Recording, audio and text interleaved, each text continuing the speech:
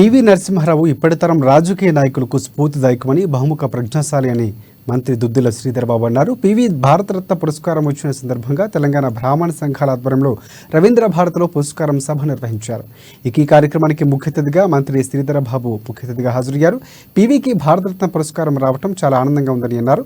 బ్రాహ్మణుల అభివృద్ధికి ప్రభుత్వం కట్టుబడి ఉందని, సమస్యలు త్వరలోనే పరిష్కరించేలా చూస్తామని స్పష్టం చేశారు. అనంతరం పివి కుమార్తె శారదమ్మను మంత్రి శ్రీధర్ బాబు ఘనంగా సన్మానం చేసి సత్కరించారు.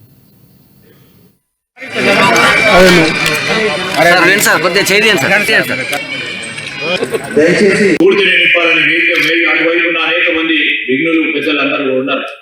వారు కూడా ఈ సభలో మాట్లాడాలని ఉత్సాహం ఉండుంటున్నది.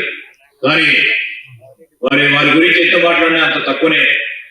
వారిని ఆదర్శంగా తీసుకొని ఈరోజు మేము కానీ రాజకీయ పరంగా ముందుకు తీసుకెళ్లాల్సిన బాధ్యత మా పైన ఉంది. ఆ బాధ్యతయుతంగానే ముందుకు నడుస్తామని, అదేవిధంగా మా సోదరులు రామ్ ప్రసాద్ గారు కానీ, రామ్ శర్మ గారు, మా శ్రీనివాస్ గారు కానీ, పెద్దలు జీవన్ రెడ్డి గారు కూడా ఉన్నారు.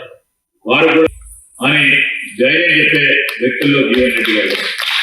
అదేవిధంగా మా ప్రాంతానికి సంబంధించి మా రామగుండం శాసనసభ్యులు